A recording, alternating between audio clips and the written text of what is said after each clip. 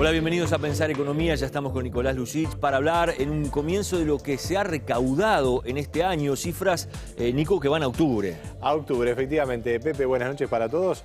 La DGI ha actualizado los datos de recaudación en los primeros 10 meses del año.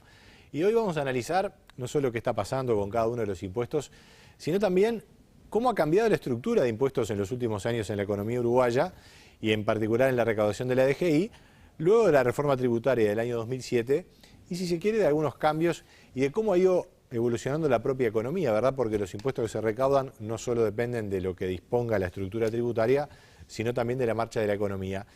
Y además, hacia el final vamos a ver si podemos hablar un poquito del peso del Estado, ¿verdad? Porque lo que recauda la DGI básicamente es para financiar los gastos del Estado, los gastos del sector público, que son un tema... El famoso peso del Estado, que hemos escuchado tantas veces hablar, ¿no? Bajarlo de peso. ¿Te acordás que había un movimiento de gente que decía, bájeme ya el peso del Estado? Sí, una calcomanía allí.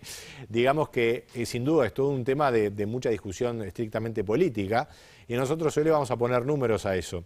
Pero comencemos por los impuestos. Decía Benjamin Franklin, el prócer estadounidense, que en la vida hay dos cosas seguras: la muerte y los impuestos. Y pagar impuestos. Sí, sin ninguna, esas dos cosas nadie se salva. Bueno, vamos a compartir una primera placa con cifras que justamente muestran, como tú decías, lo que es la recaudación en términos reales, es decir, descontada de inflación, de los distintos impuestos en los primeros 10 meses de este año comparado con el mismo periodo del año pasado. Y acá hay cosas importantes. Los impuestos al consumo, hablamos de IVA y MESI básicamente, que ahora vamos a ver que siguen siendo, los, digamos, sobre todo el IVA el principal, aunque han caído en la estructura. Pero en comparación con el año pasado, muestran una caída del 1%. Esto va en consonancia, si se quiere, con lo que han manifestado ya algunos centros comerciales o gente que está en comercio diciendo, bueno, en realidad el consumo no es malo, pero no está creciendo, más bien como que está estable o con cierta caída. Aquí vemos entonces que lo que es impuestos al consumo baja 1%. Contrariamente, los impuestos a las rentas en todos sus tipos están mostrando subas. El IRPF, el impuesto, digamos, a la renta. Sí, que mucha gente lo dice, bueno, el impuesto a los sueldos. El impuesto a los sueldos, que en realidad el impuesto al sueldo es el impuesto del IRP, el anterior, ¿verdad?, que se modificó. Este, en mi opinión, es un impuesto mejorado en el sentido de que es progresional. Claro. Digamos, cobra la misma tasa a los mismos estratos. Si una persona gana 20 y otra gana 30, por los primeros 20 las dos pagan lo mismo.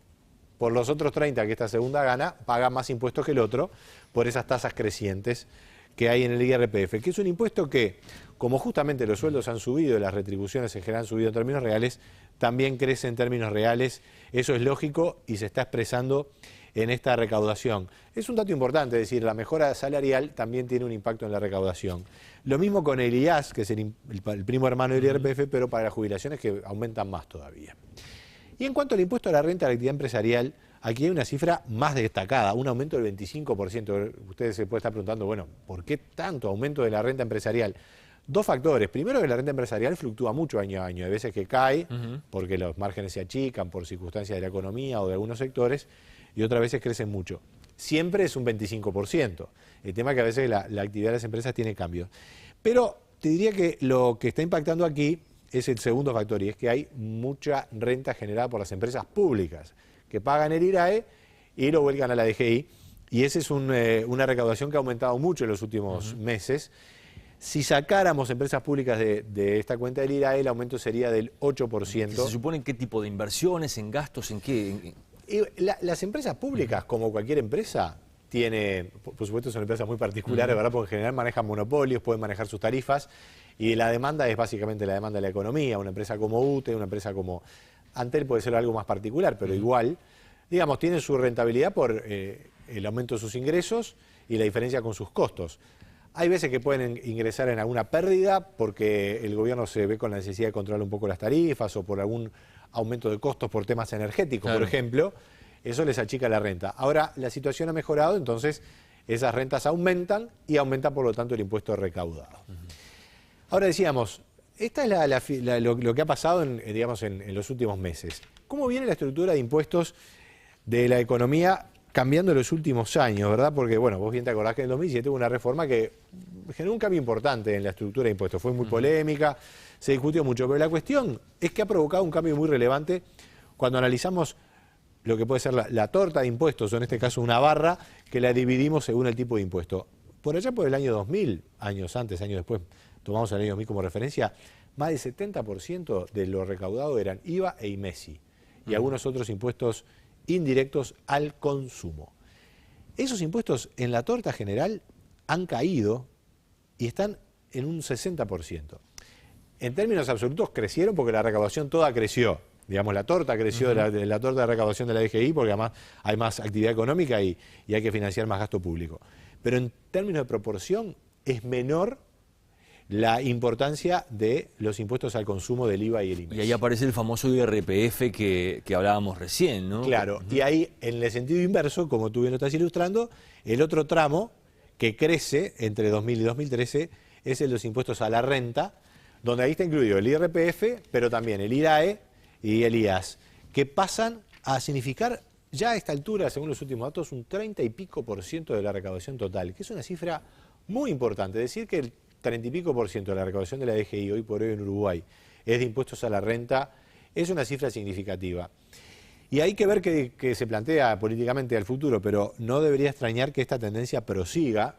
Hay que recordar que, por ejemplo, la tasa de IVA se está buscando bajarla, lo hemos comentado aquí en Pensar Economía, para promover la formalización y con el tema de las tarjetas, que bajaría un 20%. Por lo tanto, es esperable que en la proporción los impuestos al consumo bajen. Hay que ver qué pasa políticamente también. Vamos a tener una campaña muy intensa, sobre todo el año que viene. Exacto. Y uno podría pensar, hace un tiempo el tema impuestos era un tema de mucha importancia, digamos. Sí. Hoy parece que no tanto, pero bueno, lo del IRPF parece haberse consolidado de alguna forma, aunque era criticado desde algunas tiendas políticas, ¿no?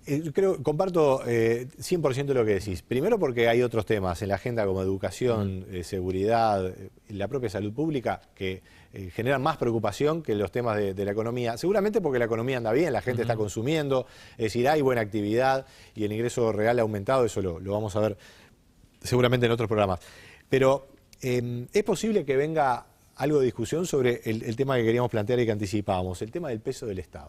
Porque claro, se recauda mucho, hay quienes dicen que se está recaudando mejor en el sentido que es un esquema, una estructura más equilibrada entre rentas y impuestos al consumo. ¿Y cuál es el peso del Estado? ¿Y cómo retribuye el Estado esa recaudación? En cuanto a lo que es el peso del Estado uruguayo, si lo comparamos con estos países que estamos viendo aquí, digamos que no es que el Estado uruguayo en términos relativos sea un Estado excesivamente grande en cuanto a su peso de recaudación. Claro, hay países en Europa que tienen un peso del Estado que a veces supera hasta la mitad de la propia economía, ¿verdad? El PBI, caso por ejemplo de los países nórdicos, que de todas maneras han venido bajando el peso del sector público, pero están en 50 y 50 y pico. Después eso debe traducirse en la calidad del servicio, también uno lo piensa, ¿no? Es lógico. Ese es el tema esencial, ¿verdad? Pero digamos, tomemos primero cuánto pesa. Y Nueva Zelanda 40%, Brasil 36%, los propios Estados Unidos, que como rasgo filosófico tienden a tener un Estado más bien chico, es un 33%. Uruguay está allí con un 32%, según la estimación puede sumarse a un punto más, pero digamos que va por ahí. Chile tiene notoriamente menos. El tema que está en el trasfondo de esto es lo que tú decías. Bueno, ¿cómo retribuye este Estado? Y ahí es donde viene la polémica política, porque hay, diría que buena parte del abanico de opiniones, y seguramente muchos televidentes lo compartirán, que el Estado uruguayo todavía tiene mucho para mejorar en cómo devuelve eso a los contribuyentes. En calidad de educación, en claro, calidad de salud y servicios básicos. Están todos pidiendo más presupuesto. La educación, la salud, la infraestructura, todo eso está planteado. Ahora, ¿la economía puede soportar más gasto? Tal vez algún punto más, pero lo esencial viene por mejorar sin duda la calidad de ese gasto y el foco donde se aplican los recursos. Gracias, Nico. Encantado. Nos reencontramos la semana que viene aquí en Pensar Economía, los esperamos.